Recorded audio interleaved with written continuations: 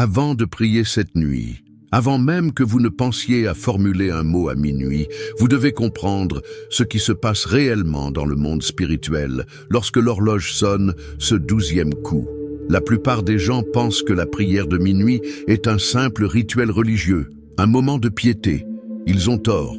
C'est une déclaration de guerre stratégique. Ce que je vais vous révéler aujourd'hui n'est pas enseigné dans les églises conventionnelles. Ce n'est pas une simple prière de protection.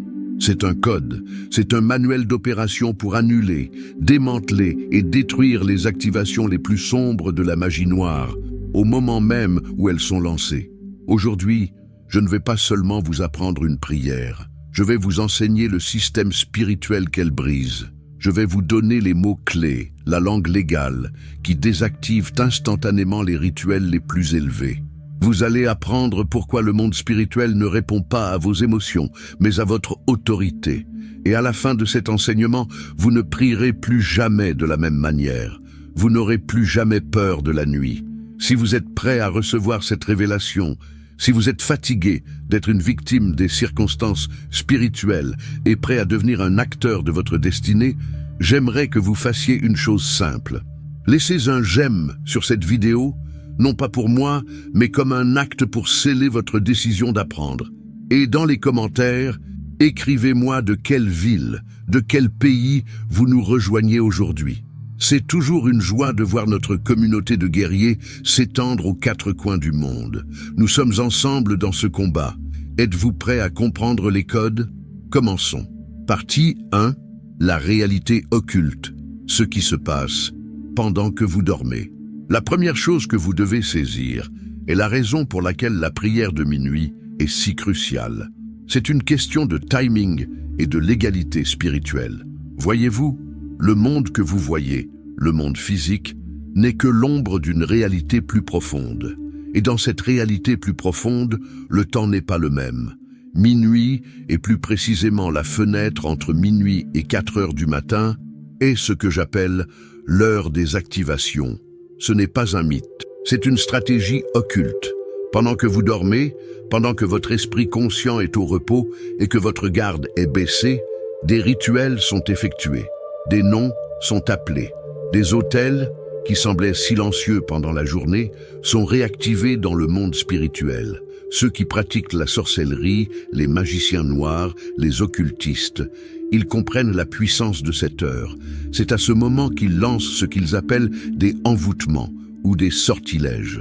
Des parfums spirituels sont libérés dans l'invisible pour attirer des esprits de confusion ou de maladie. Des cordes spirituelles sont envoyées pour lier la destinée des gens. Des paroles de malédiction sont prononcées, non pas avec colère, mais avec une intention froide et calculée. Ils ne dorment pas, ils travaillent. C'est à cette heure que l'ennemi vient planter l'ivraie, comme l'a dit Jésus. Il plante la maladie pendant que l'homme dort. Il plante la division pendant que la famille dort. Il plante la pauvreté pendant que l'entrepreneur dort. Comprenez-vous maintenant? La prière de minuit n'est pas une simple demande de bénédiction pour le lendemain. C'est le contre-espionnage, c'est l'acte de défense active, c'est le gardien sur le mur qui voit l'ennemi approcher et qui sonne l'alarme, non pas avec peur, mais avec autorité. Beaucoup de gens se réveillent fatigués, anxieux, déprimés ou avec une douleur soudaine et ils pensent que c'est médical ou psychologique. Souvent, c'est le résultat d'une flèche lancée pendant la nuit, une flèche qui a trouvé sa cible parce qu'il n'y avait aucun bouclier levé pour l'arrêter. Nous n'allons pas créer la peur, nous allons créer une conscience sacrée, une conscience qui mène au respect de la bataille et non à la terreur de l'ennemi, car la lumière est toujours plus forte que les ténèbres, mais la lumière doit être dirigée. Partie 2, le langage que le monde spirituel comprend. Et c'est ici que 99% des croyants échouent. Ils entrent dans la prière de minuit avec la mauvaise arme. Ils entrent avec l'émotion, alors que le monde spirituel ne répond qu'à l'autorité.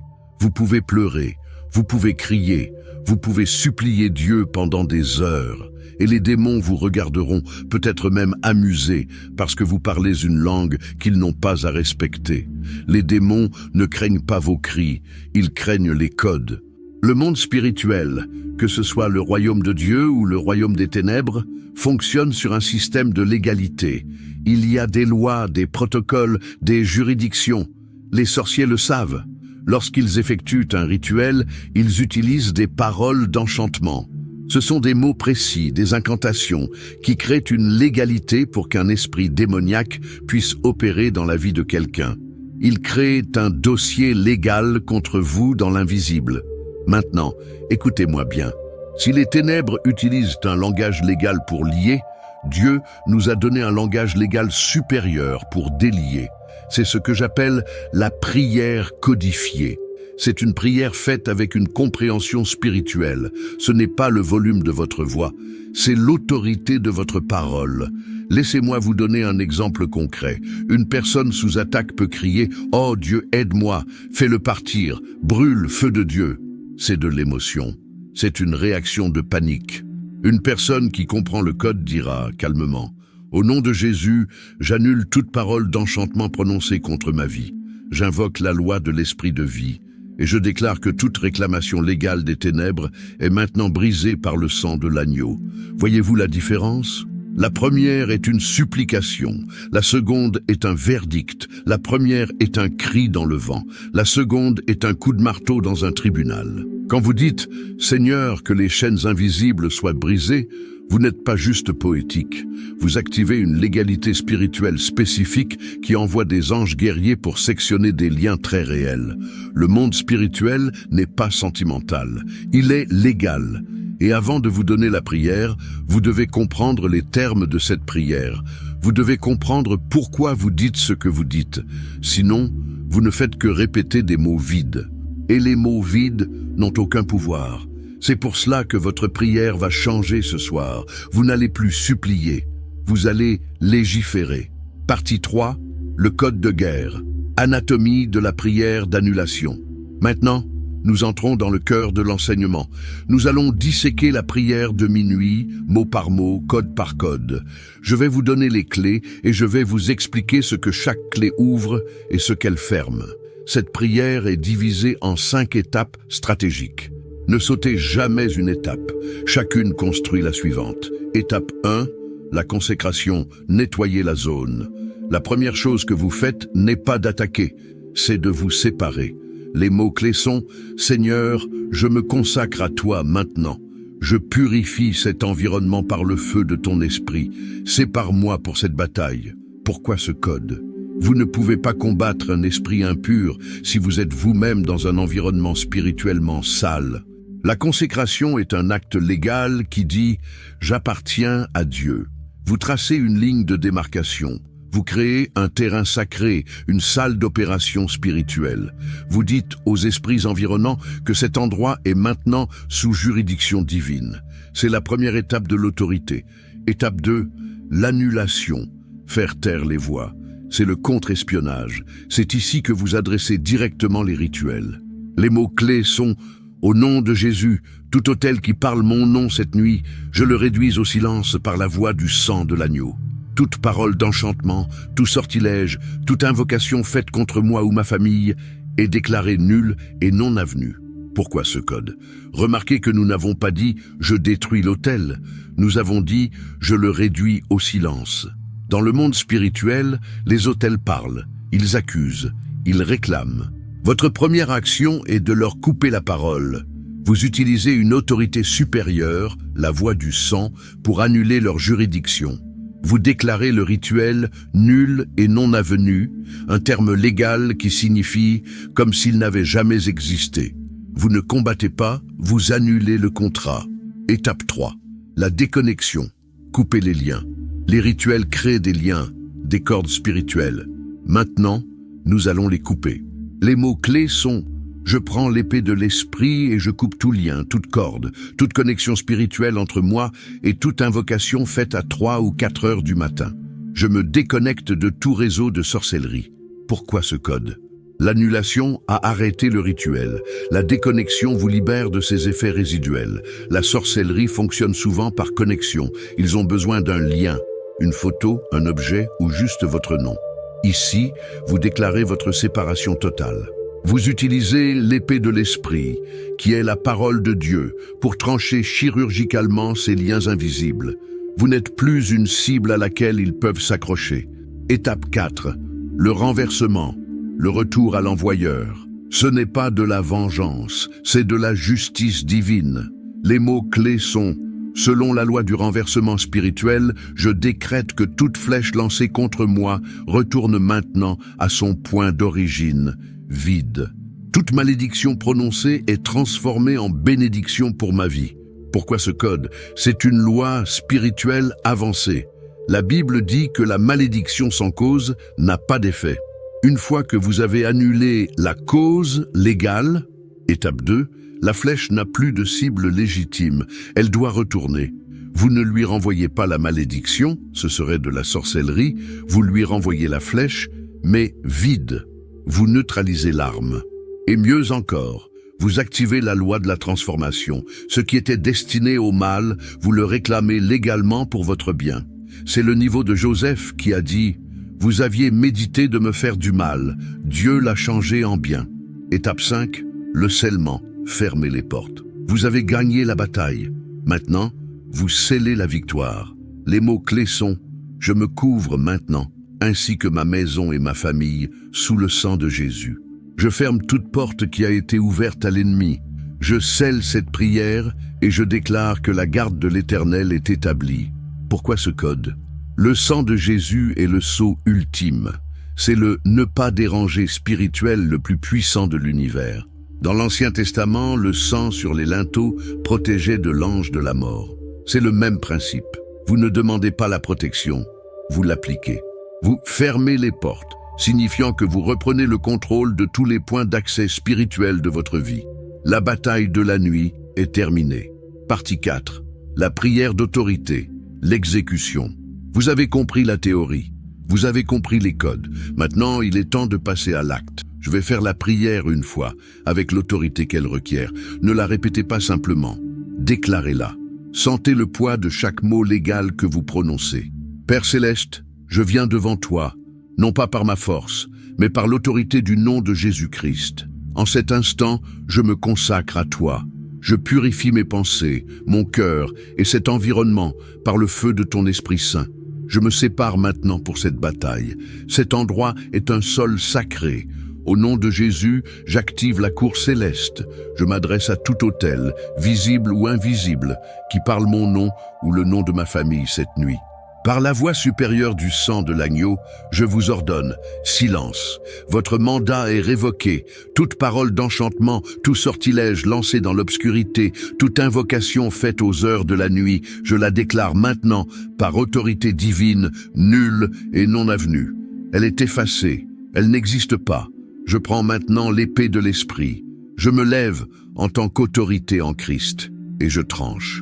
Je coupe tout lien, toute corde, toute connexion spirituelle entre moi et les rituels des ténèbres.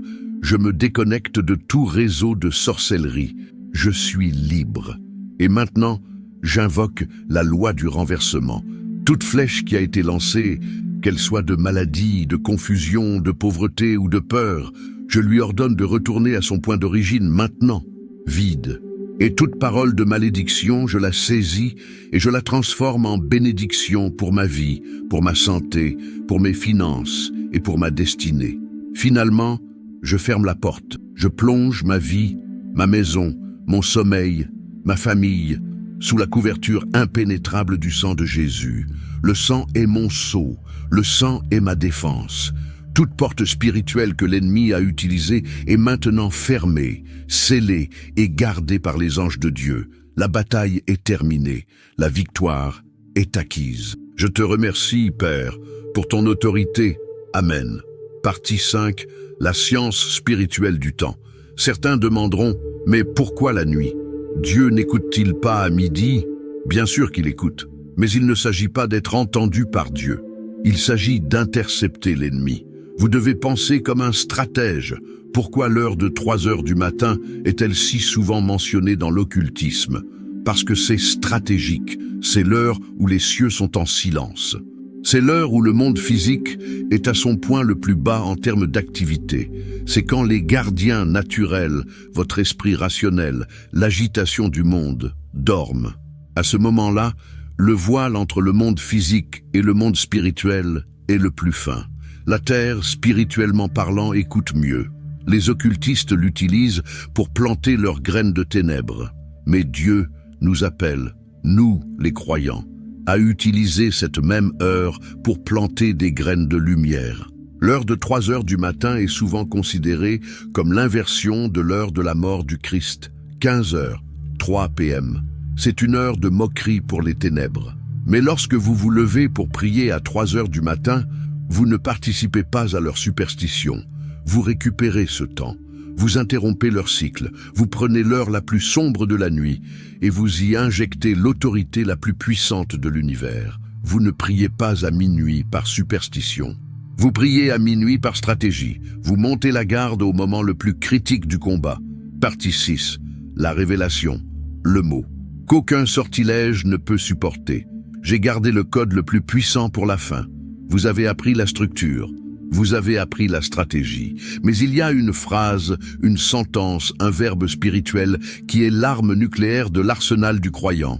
C'est une parole que tout sorcier, tout praticien de l'occulte craint plus que tout. Pourquoi? Parce qu'elle ne se contente pas de bloquer un rituel. Elle le délie à la racine. Elle éteint le rituel à l'instant même où il est prononcé. Cette parole est annulée par le sang. Lorsque vous êtes en prière et que vous sentez une attaque, lorsque vous sentez la confusion ou la peur monter, vous n'avez pas besoin de réciter toute la prière. Vous pouvez simplement déclarer, avec une foi calme, « Ce sortilège est annulé par le sang de Jésus. Cette attaque est annulée par le sang. Cette parole de maladie est annulée par le sang. » Pourquoi est-ce si puissant? Parce que, comme nous l'avons dit, le monde spirituel est un tribunal. L'ennemi, Satan, est appelé l'accusateur.